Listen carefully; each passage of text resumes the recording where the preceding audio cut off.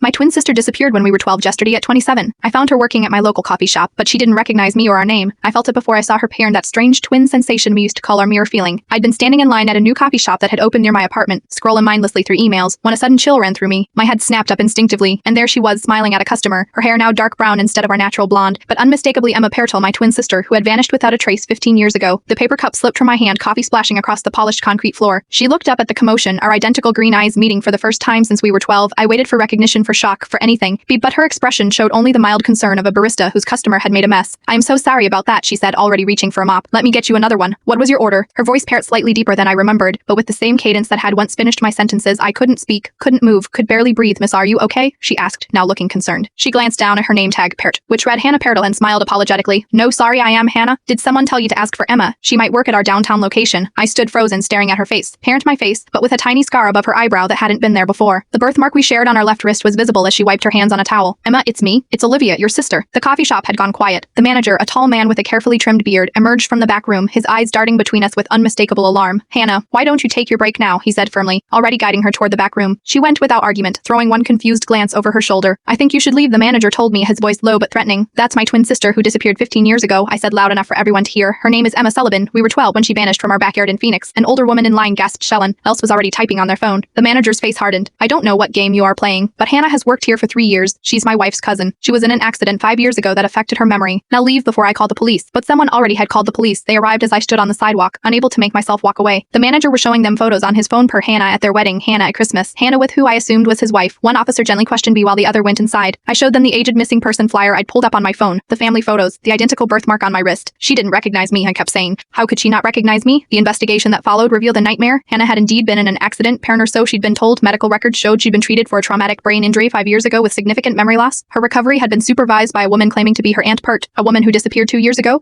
DNA tests confirmed what I already knew. Hannah was Emma. My sister had been living just 20 minutes from my apartment for 3 years. The truth emerged in fragments. Emma had been taken by a childless woman who had suffered a psychotic break. For years they had moved from city to city. When Emma began having flashbacks as a teenager, the woman convinced her they were hallucinations. The accident had likely been something more sinister. Pertl, a deliberate attempt to erase Emma's recovering memories. Yesterday, 6 weeks after our coffee shop reunion, Emma moved into my spare bedroom. She still doesn't remember me or our parents, who fly in every weekend from Phoenix. The doctors say her memories might never fully return, but sometimes I catch her humming the lullaby our mother used to sing. Sometimes she reaches for the cinnamon without asking where it is. And last night she finished my sentence without thinking. "It's strange," she told me as we sat on my balcony watching the sunset. "I don't remember you, but I feel—" She looked at me startled. "Yes, how did you know, mirror?" Feeling, I said, and though she didn't understand the reference, she smiled. "We may never recover the 15 years that were stolen from us, but every morning we have coffee together, and every morning I watch my sister parent, my mirror parent, slowly finding her way back to herself, even if she never fully returns to who she was. Some bonds can't be broken even by those who try to sever them completely."